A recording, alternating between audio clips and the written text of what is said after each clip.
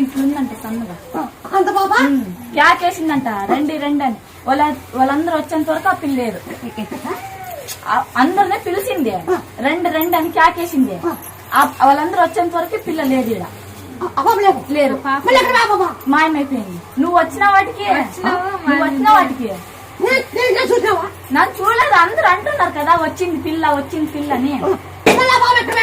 ఏమో నీకు తెలుసు, అది నాకేం తెలుసు. ఎక్కడ తెలుదావా అంత బుదురులా పేసినాడు అంత